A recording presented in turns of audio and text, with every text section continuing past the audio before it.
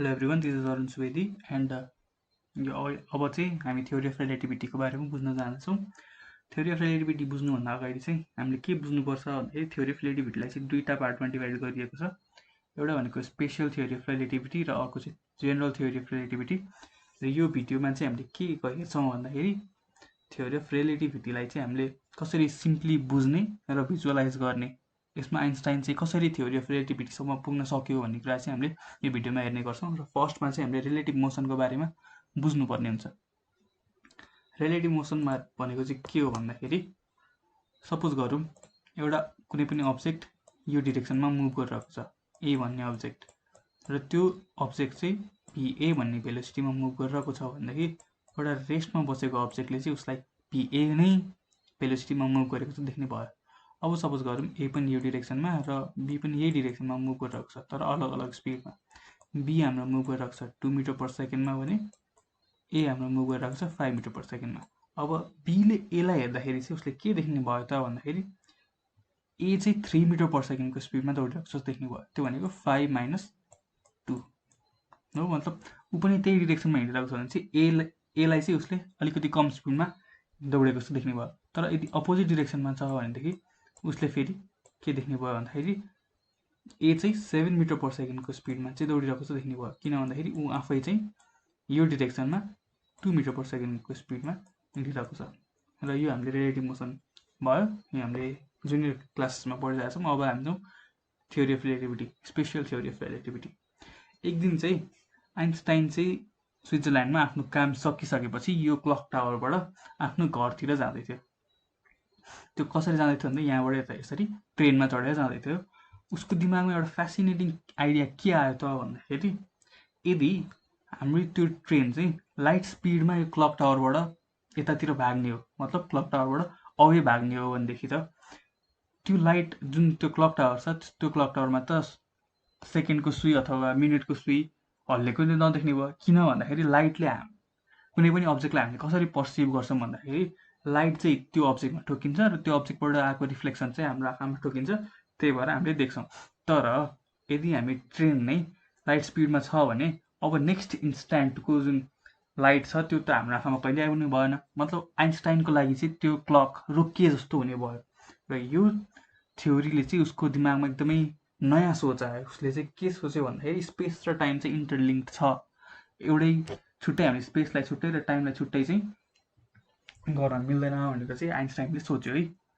हो, उसले के देख्यो भन्दाखेरि यही उसमा देखेको जस्तो क्लक चाहिँ रोकिएको जस्तो देख्यो। अब हामीले यसलाई बुझौँ है त। यसलाई चाहिँ स्पेसियल थ्योरी अफ रिलेटिभिटीको जन्म चाहिँ यसरी भयो आइन्स्टाइनको दिमागमा। अब बुझौँ, यो मान्छेले यो ट्रेनलाई हेर्दाखेरि यो हेडलाइट जुन छ उसले त लाइट स्पिडमै देख्ने भयो।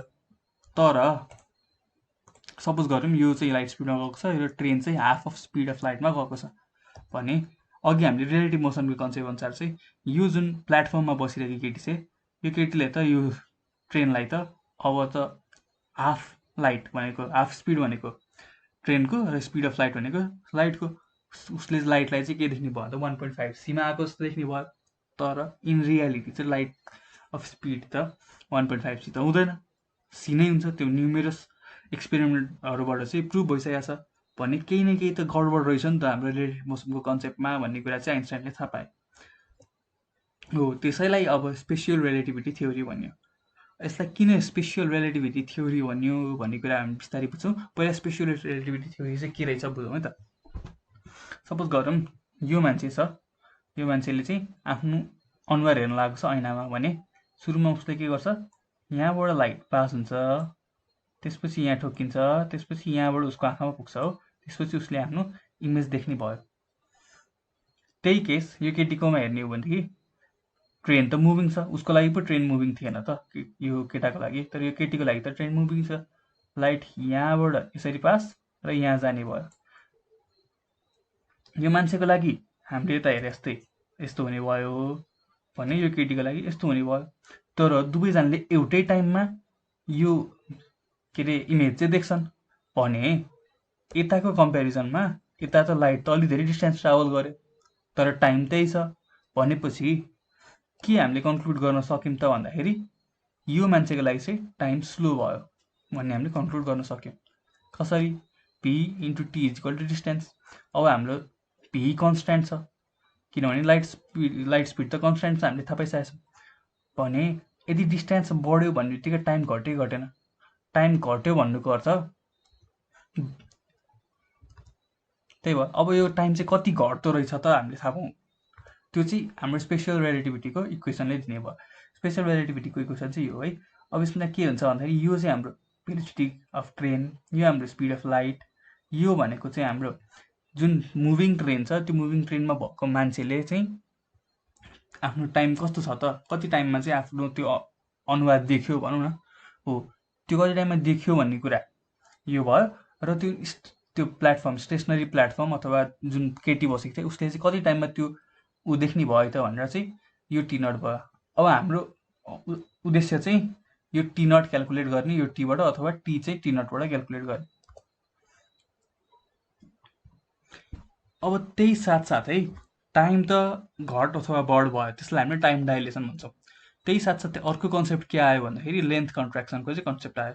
सपोज गरौँ यो ट्रेनको एक्चुअल विथ अथवा लेन्थ भनौँ चाहिँ 100 मिटर छ अरे, रेस्टमा हामीले नाप्यौँ भने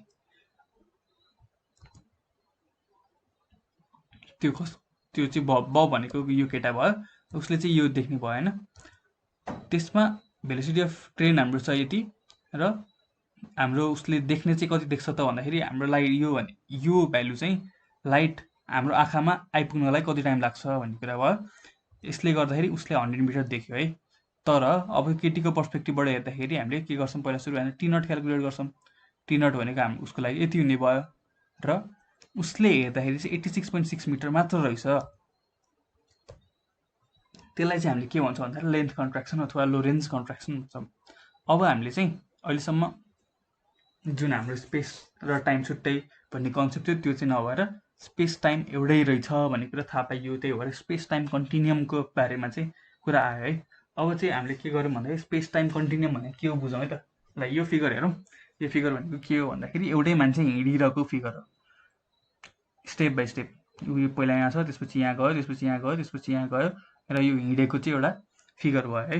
यसलाई यदि हामीले स्ट्याक गर्ने हो, यसरी स्ट्याक गर्ने हो र लाइन बनाउने हो भने एउटा लाइन यो मान्छे हिँडेको चाहिँ एउटा लाइन ड्र हुने भयो यस्तो खालको। त्यसलाई हामीले स्पेस टाइम डायग्राम भन्यौँ है। अब यहाँ हेरौँ है त, यो फेन्स छ जुन, यो फेन्सलाई हामीले स्टेसनरी अब्जेक्ट भयो, यो मान्छे हाम्रो मुभिङ अब्जेक्ट भयो र यो फेन्सलाई हामीले ग्रिड बनाउने हो भनेदेखि यो जुन छ यो लाइनहरू यो भनेको फेन्स र यो भनेको मान्छेको ग्राफ हुने भयो होइन। यसलाई हामीले वर्ल्ड लाइन भन्ने भयो। फेन्सको वर्ल्ड लाइन र एन्ट्रीको वर्ल्ड लाइन, एन्ट्री भनेको त्यो अहिलेको मान्छे।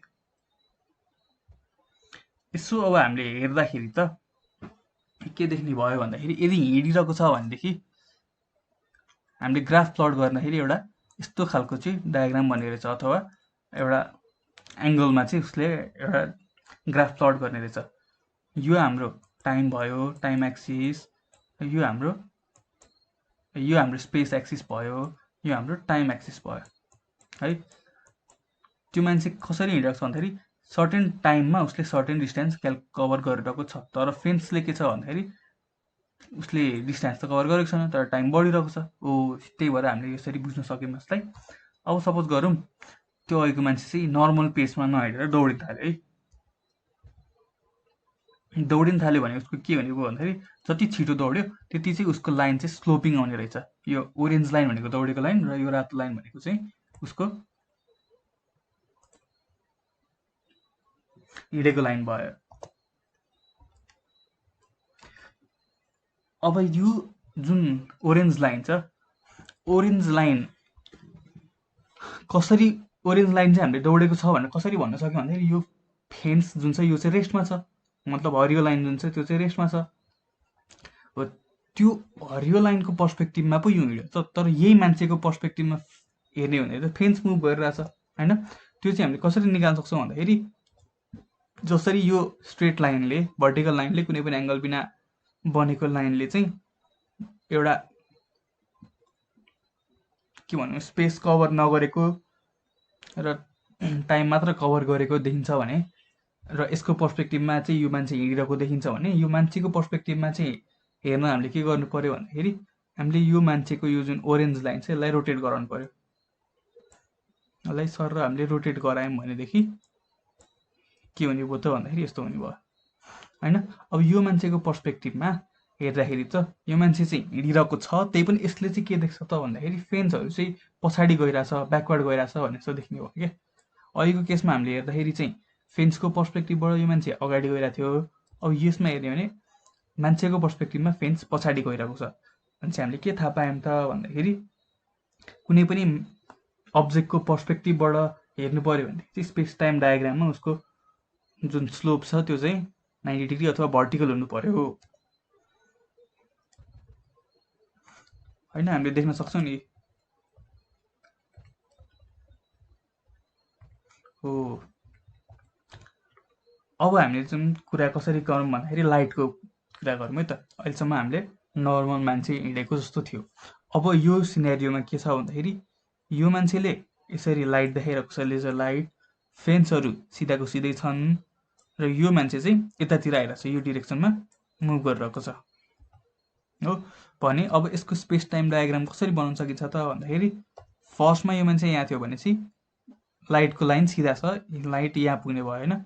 सेकेन्ड केसमा यो मान्छे बिस्तारै यहाँ पुग्छ, बिस्तारै यहाँ पुग्छ, बिस्तारै यहाँ पुग्छ, बिस्तारै यहाँ पुग्छ, जे होस् विदिन टाइम यो मान्छे जे होस् यो चस्मा लगाएको मान्छेसम्म पुगिसक्छ।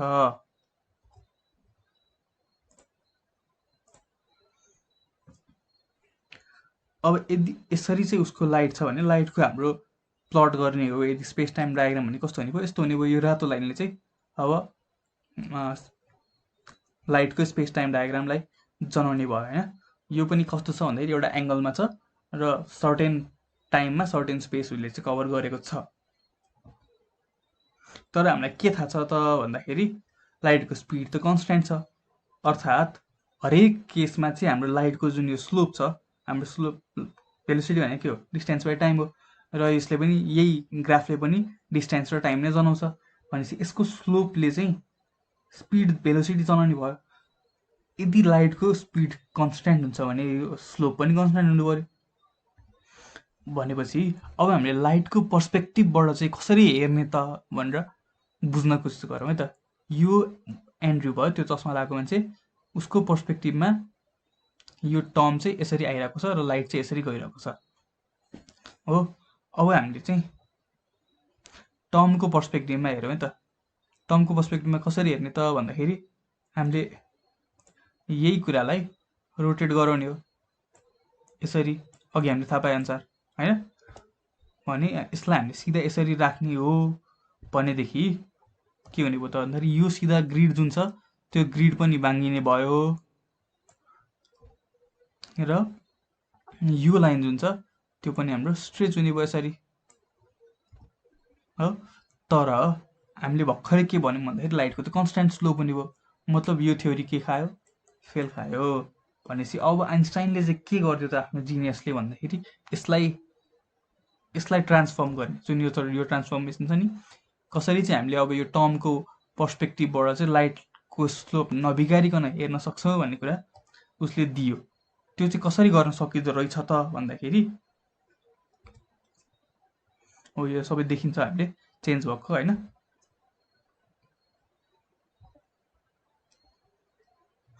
उसलाई चाहिँ अब यसलाई चाहिँ हामीले कसरी हेर्नु पर्यो भन्दा जस्तै यहाँनिर त हामीले नम्बर अफ त्यो फोटोज फर्स्ट हामीले यो बुझ्दाखेरिको जुन देखाएको छ नि नम्बर अफ फोटो, त्यसलाई स्ट्याक गरेको हो।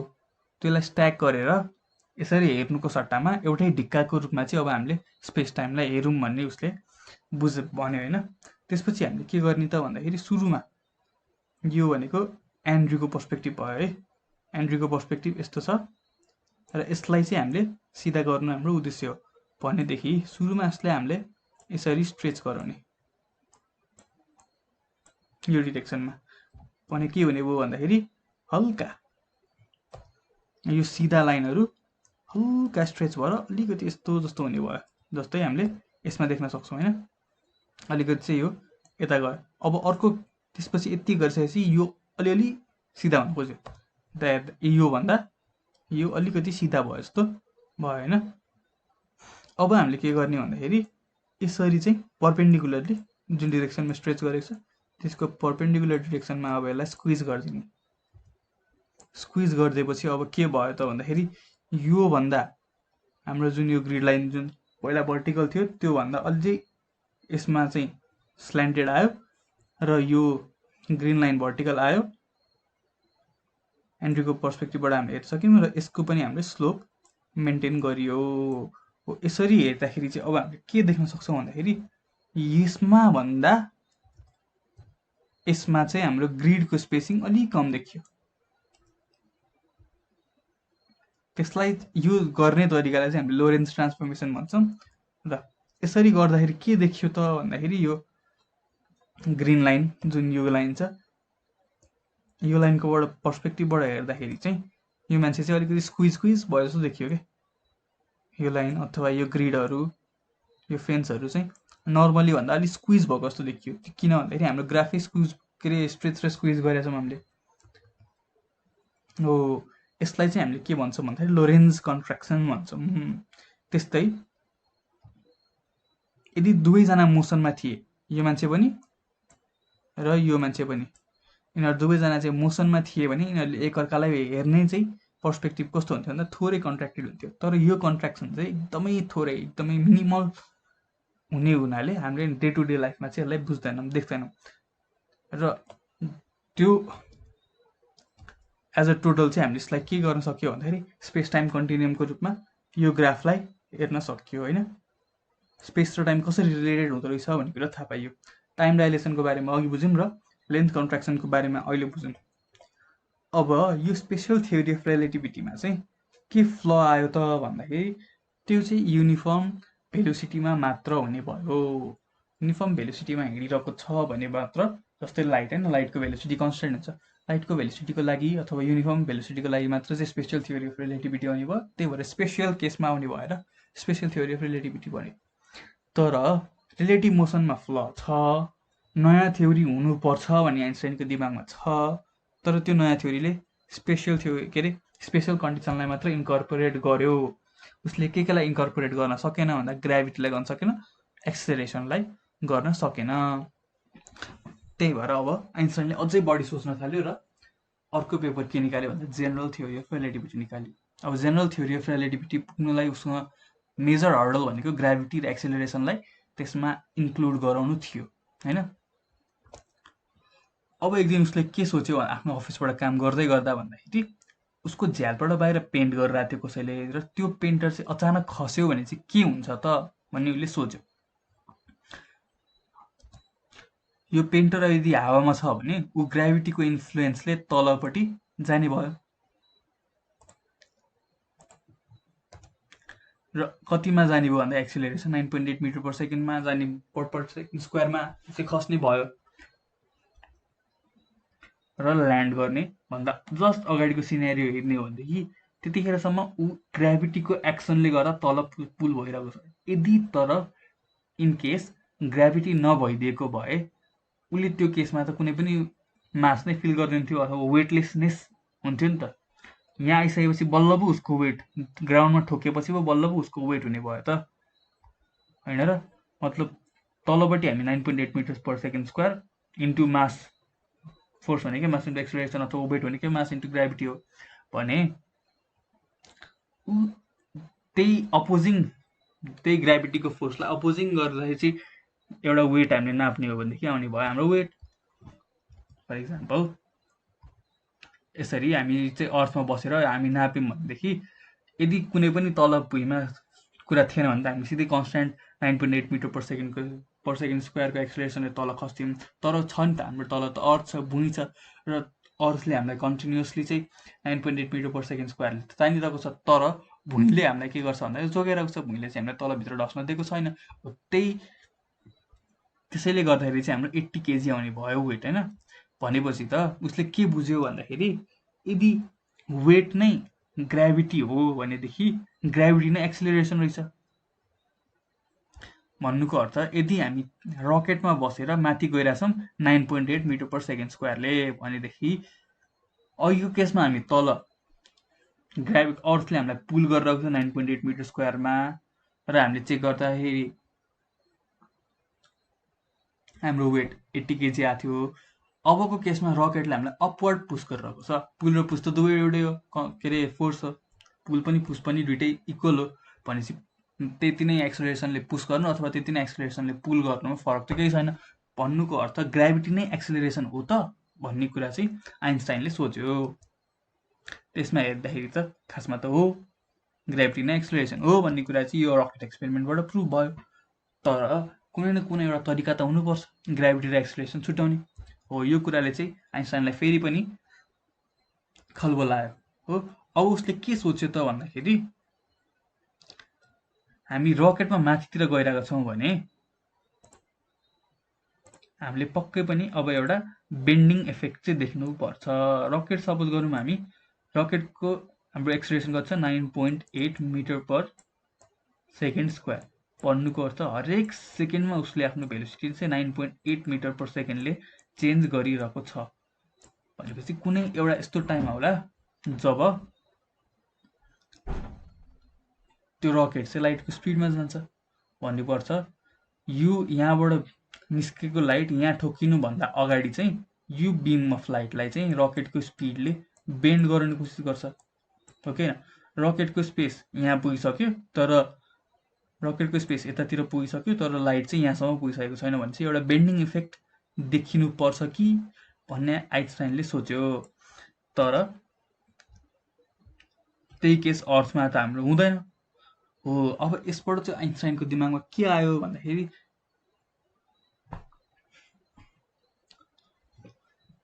लाइट त सर्टेस्ट रुट हिँड्छ जहिले पनि, र कर्भ पाथ भनेको सर्टेस्ट होइन, हामीलाई त थाहा छ।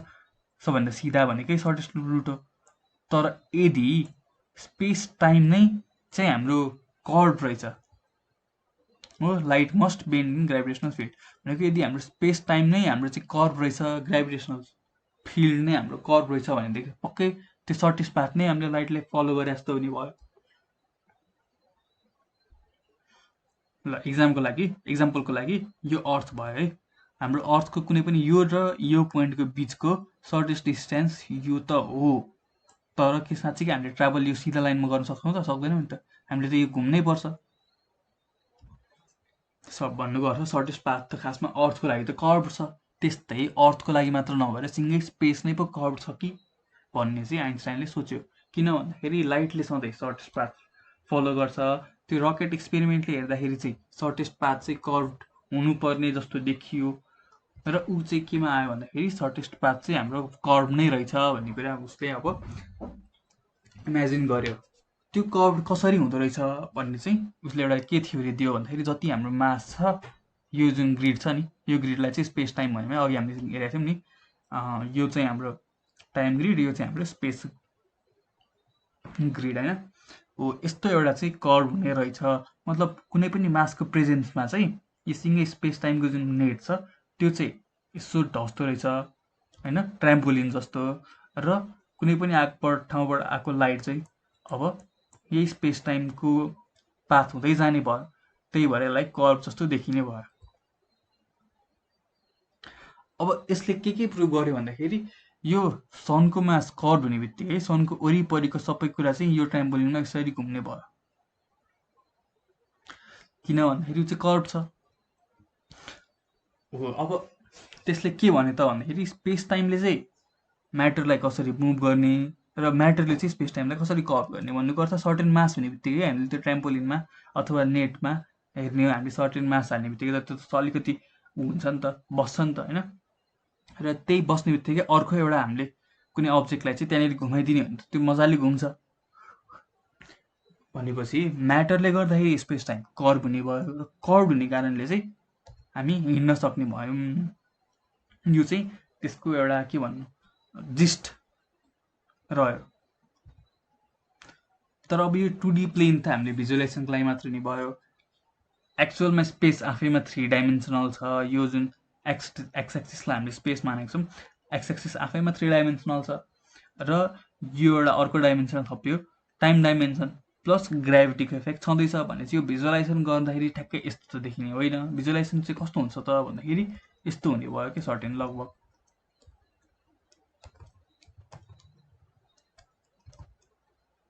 यस्तो चाहिँ अलिक मोर एक्युरेट, यो पनि अझै किनभने यो पनि 3 डाइमेन्सनल मात्र भयो र हामीले 5 वटा डाइमेन्सनलाई चाहिँ इन्कर्पोरेट गर्नुपर्ने छ।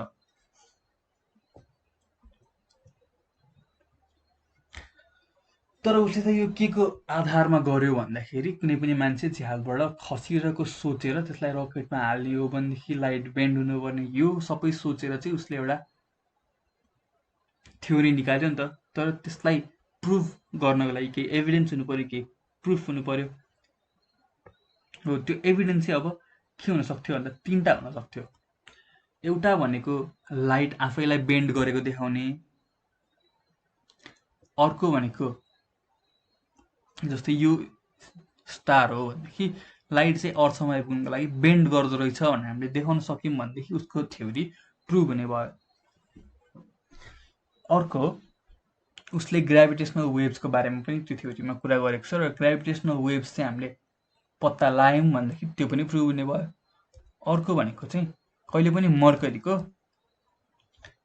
जस्तै अर्थ एउटा उसमा मुभ गर्छ, एउटा अर्बिटमा मुभ गर्छ, भेनस एउटा अर्बिटमा मुभ गर्छ, मर्करी चाहिँ कस्तो बिहेभ गर्दो रहेछ भन्दाखेरि मर्करी चाहिँ एउटै अर्बिटमा मुभ गर्दो रहेनछ क्या। हो त्यो पनि प्रुभ गर्न सक्यो भनेदेखि त्यो मर्करीको त्यस्तो मोसन किन हुन्छ भन्ने कुरा प्रुभ गर्न सक्यो भने पनि उसको चाहिँ थ्योरी प्रुभ हुने भयो। र त्यो बाँकी सबै चाहिँ गाह्रो थियो। सबैभन्दा सजिलो चाहिँ के थियो भन्दाखेरि ताराबाट आएको अर्थमा लाइट चाहिँ बेन्ड हुन्छ भन्ने कुरा देखाउन सबभन्दा सजिलो थियो। त्यो कसरी भन्दाखेरि सनलाई चाहिँ हामीले इक्लिप्सको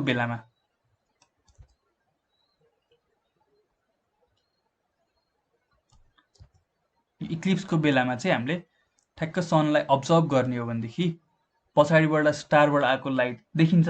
अरू बेलामा के हुन्थ्यो भन्दाखेरि स्टारबाट आएको लाइट चाहिँ सनलाइट यति पावरफुल हुन्थ्यो कि स्टारबाट आएको लाइटलाई हामीले एक्युरेटली डिपिक्ट गर्न सक्दैनौँ। तर इक्लिप्सको बेलामा सनलाइट त डार्क हुँदैन, सनलाइट त ब्राइट हुँदैन, सनलाइट त पुरै डार्क हुन्छ, छोपिन्छ पुरै मुनले। हो त्यो केसमा चाहिँ यदि हामीले स्टारको पोजिसनहरूलाई सिफ्ट भएको देख्न सक्छौँ भनेदेखि त्यसले चाहिँ उसको त्यो जुन लाइट बेन्ड हुन्छ भन्ने थ्योरी प्रुभ गर्ने भयो। हो अब त्यो थ्योरी प्रुभ गर्नलाई चाहिँ विभिन्न एक्सपेरिमेन्टहरू भएका थिए। 1914 जब फर्स्ट वर्ल्ड वार सुरु भयो त्यहाँदेखि पछि धेरै वर्षपछि 1922सम्म पनि त्यो एक्सपेरिमेन्ट धेरैजनाले गरे र आखिरमा त्यो प्रुभ पनि भयो। त्यो चाहिँ कस्तो भन्दाखेरि जस्तै उसमा चाहिँ यो स्टारहरू नजिकैबाट टाढा गए जस्तो देखिन्छ भन्ने चाहिँ उसको एउटा अजम्सन थियो र त्यो प्रुभ पनि भयो। अब स्पेक्ट्रम अफ लाइट अर्को चाहिँ भनेको चाहिँ यदि हामीले लाइट चाहिँ त्यसरी कर्भ नै पाथ फलो गर्थ्यो भनेदेखि त उसको स्पेक्ट्रम जुन छ त्यो पनि लम्बिनु पर्थ्यो। हो किन हामीले चाहिँ सर्टेस्ट पाथ फलो नगर्ने, लामो रुट फलो गर्ने हो भनेदेखि त स्पेक्ट्रम नै पनि लामो हुनु पर्थ्यो। तर यो प्रुभ गर्ने चाहिँ त्यो जमानामा टुल्सहरू थिएन। यो धेरै पछि 1979-89तिर आएर चाहिँ बल्ल प्रुभ भएको। यो पनि अर्को चाहिँ उसको पोसिबिलिटी थियो। अब एकचोटि हेरौँ मर्करीको बारेमा है त। जस्तै मैले अघि भने कुनै पनि सनको प्लानेटहरू चाहिँ एउटा फिक्स्ड अर्बिटमा चाहिँ घुम्दा रहेछन् भन्ने चाहिँ थियो। तर मर्करी चाहिँ कस्तो भन्दाखेरि उसको अर्बिट नै चेन्ज हुन्थ्यो क्या। जस्तै यो हो नि, यो फिगरमा देखिएको छ नि, उसको चाहिँ अर्बिट नै चेन्ज हुन्थ्यो हरेकचोटि। सनको एक राउन्ड आउने बित्तिकै अर्बिटको पोजिसन नै चेन्ज हुन्थ्यो। त्यसलाई चाहिँ न्युटनको लहरूले इन्कर्पोरेट गर्न सकेको थिएन। यसलाई प्रिहेलियन भन्छ र यसलाई एपेलियन भनिन्छ। भनेको जुन चाहिँ नजिक छ त्यसलाई पेरिहेलियन र जुन चाहिँ टाढा छ त्यसलाई चाहिँ एपेलियन भनिन्छ। हो त्यो प्रिहेलियन चाहिँ जुन छ कन्स्ट्यान्ट अनि एपेलियन चाहिँ हरेकचोटि चेन्ज हुने जस्तो चाहिँ मर्करीको देखियो। हो त्यो कुरा कसैको पनि थ्योरीले प्रुभ गर्न सकेको थिएन। र जमानामा आइन्स्टाइन आउनुभन्दा अगाडि के थियो त भन्दाखेरि त्यो चाहिँ ग्राभिटेसनल पुलहरूले गर्दाखेरि भएको हो कि हुन्छ नि। जस्तै अब सनले पनि मर्करीलाई तानिरहेको छ अनि मर्करीभन्दा अर्को ठुल्ठुलो हेभेन्ली बडीहरू जस्तै मार्स, अर्थ होइन, त्यो चाहिँ त्यसले पनि मर्करीलाई तानिरहेको छ र मर्करी चाहिँ अरू प्लानेटहरूभन्दा नजिकै पनि छ सनमा। भनेपछि त्यो ग्राभिटेसनल पुलको इफेक्ट चाहिँ अलिक धेरै आयो कि भन्ने एउटा सोच आयो। र त्यो सोचबाट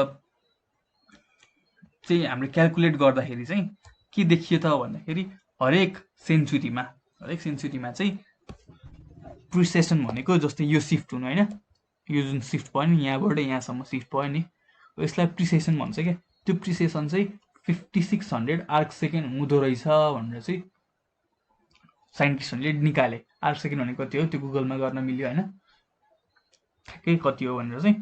तर यदि त्यो अकाउन्ट गर्ने हो, मतलब ग्राभिटेसनल फोर्सलाई पनि एकाउन्ट गर्ने हो, सनले तानेको र विभिन्न अरू प्लानेटहरूले तानेको पनि ग्राभिटेसनल फोर्सलाई अकाउन्ट गर्ने हो भने पनि जम्मा 5557 आर्क सेकेन्ड मात्र आयो। 43 आर्क सेकेन्ड अझै किन आयो, किन प्रिसेसन चाहिँ 5600 भइरहेको छ र 5557 भइरहेको छैन भन्ने कुरा अझै पनि प्रुभ भएको थिएन। र त्यतिखेरको साइन्टिस्टहरूले चाहिँ के इमेजिन गरे भन्दाखेरि एउटा इमेजिनरी प्लानेट छ, मर्करी भन्दा भित्रै छ अथवा मर्करी र भेनसको बिचमा छ, एउटा भल्कन भन्ने प्लानेट छ भनेर चाहिँ इमेजिन गरे र त्यसैको ग्राभिटेसनल फोर्सबाट चाहिँ आएको हो कि भनेर पनि सोचे होइन। र त्यो प्रुभ गर्नलाई धेरै ट्राई पनि गरियो र कसैले प्रुभ गर्न पनि खोजे, तर इभेन्चुअली प्रुभ भएन हो। अब यही कुरा चाहिँ आइन्स्टाइनले आफ्नो थ्योरीबाट प्रुभ गर्थे। के रहेछ त खासमा भन्दाखेरि जुन न्युटनको फर्मुला छ ग्राभिटेसनल फोर्सको F1 F2 GM M1 divide by त्यो जुन ग्राभिटेसनल फर्मुला, त्यसमा यो एउटा टर्म चाहिँ मिसिङ रहेछ। यो टर्म आउने बित्तिकै जुन अघिको 43 आर्क सेकेन्ड थियो त्यो पनि इन्कर्पोरेट हुँदो रहेछ। तर नर्मली अरू केसहरूमा के हुँदो रहेछ त भन्दाखेरि आरको पावर 3 छ र रेडियस चाहिँ एकदमै ठुलो भयो भनेदेखि अथवा मास धेरै ठुलो भयो भनेदेखि चाहिँ यो भ्यालु चाहिँ झन्डै 0 हुने रहेछ क्या है। तर एकदमै सानो आउने भयो अरे यो निग्लेक्ट भएको हुँदो रहेछ कतै न कतै न्युटनको डेरिभेसनमा। तर आइन्स्टाइनले यही कुरा आफ्नो थ्योरीबाट निकाले र इन्कर्पोरेट गरे र त्यो लास्ट 43 आर्क सेकेन्डलाई पनि प्रुभ गरे। र यही थ्योरीबाट के पनि थाहा पाइयो भन्दाखेरि मर्करीको मात्र त्यस्तो होइन, अरू पनि प्लानेटहरू जस्तै अर्थ, मार्स, अरू प्लानेटहरू पनि त्यो प्रिसेसन चाहिँ हुँदो रहेछ। अनि अर्थको चाहिँ जम्मा 3 आर्क सेकेन्ड पर सेन्चुरी, जबकि मर्करीको 5600 आर्क सेकेन्ड पर सेन्चुरी थियो, अर्थको जम्मा 3 आर्क सेकेन्ड पर सेन्चुरी थियो। र त्यही हुनाले चाहिँ अरू कसैले पनि अर्थको प्रिसेसन अथवा अरू कुनै प्लानेटको प्रिसेसन नोटिस नगरेर मर्करीको मात्र प्रिसेसन नोटिस गरेको थियो। तर जुन अब आइन्स्टाइनले फर्मुला दिइसक्यो, त्यो फर्मुला दिइसकेपछि चाहिँ सबै प्लानेटहरूको प्रिसेसन पनि क्यालकुलेट गर्न मिल्यो। यसरी चाहिँ आइन्स्टाइनको त्यो theory of relativity, general theory of relativity first फेजमा प्रुभ भयो। सेकेन्ड फेजमा चाहिँ इक्लिप्सले गर्दाखेरि प्रुभ भयो र थर्डली र फाइनल्ली अस्ति भर्खरै जुन ग्राभिटेसनल वेभ आयो त्यसले पनि प्रुभ गर्यो। जेनरल रिलेटिभिटीको त्यो इक्वेसन चाहिँ यो हो। 1919 चाहिँ खासमा प्रुभ भएको थियो।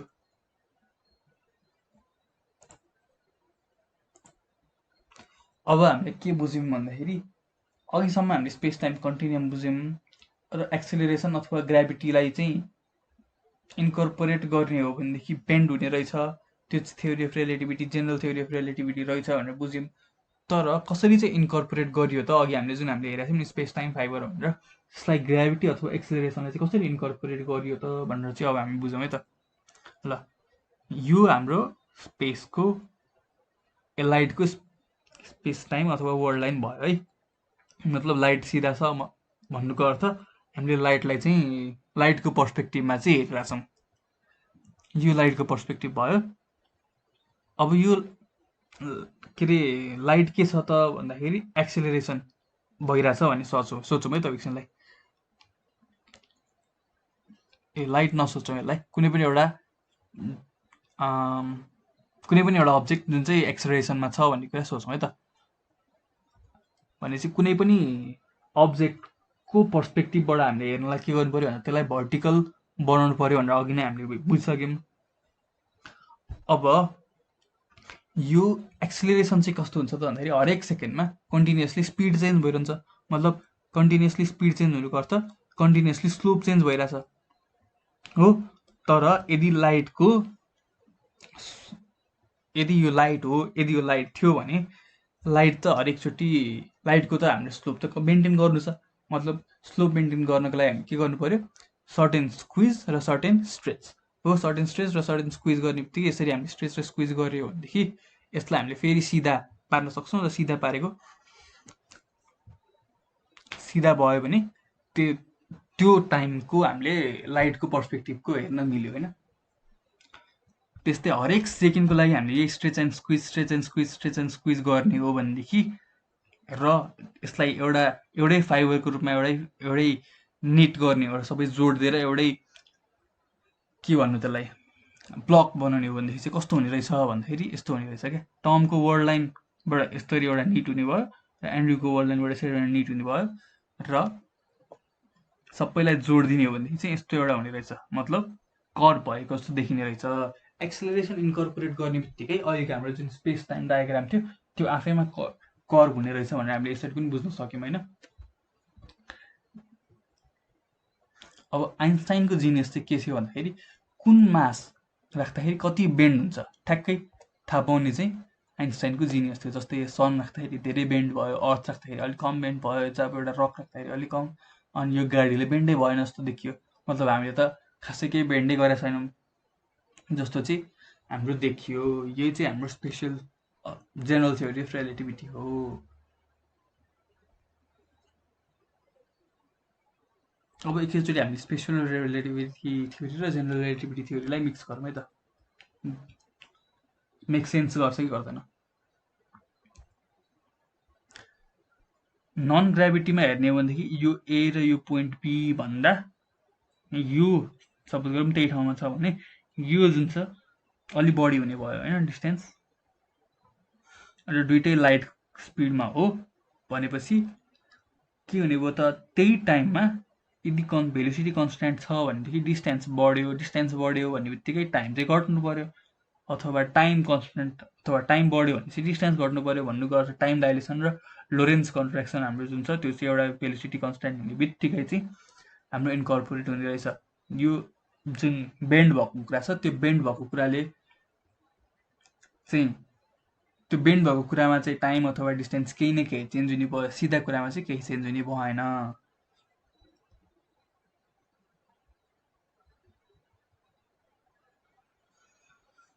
अब एप्लिकेसन्स हेरौँ है त। यसले चाहिँ हामीले के चाहिँ यो यत्रो थाहा पाइयो, यो थाहा पाएर चाहिँ के हामीलाई के फाइदा भयो त भन्ने कुरा हेरौँ। एउटा भनेको चाहिँ अर्थको टाइम चाहिँ एस्ट्रोनटको पर्सपेक्टिभबाट स्लोवर रन हुने रहेछ भने चाहिँ एस्ट्रोनटलाई चाहिँ अब घडी दिँदाखेरि कति भयो त अर्थको टाइम भनेर एउटा दिनको लागि चाहिँ आइन्स्टाइनको रिलेटिभिटी थ्योरी र कै इक्वेसन हामीले युज गरेर चाहिँ उसलाई पठाउनु पर्ने हुन्छ। त्यस्तै स्याटेलाइट अघि हामीले भर्खरै के भनेको थियौँ भन्दाखेरि कुनै पनि एउटा ठुलो मास भएको अब्जेक्टको वरिपरि सानो मास भएको अब्जेक्टले अर्बिट गर्छ भने उसको प्रिसेसन हुने रहेछ भन्ने थाहा पाउँछ हो। भनेपछि यही सेटेलाइटको पनि हामीले एउटा फिक्स्ड अर्बिट दिनुको लागि त प्रिसेसन त क्यालकुलेट गर्नु पर्यो।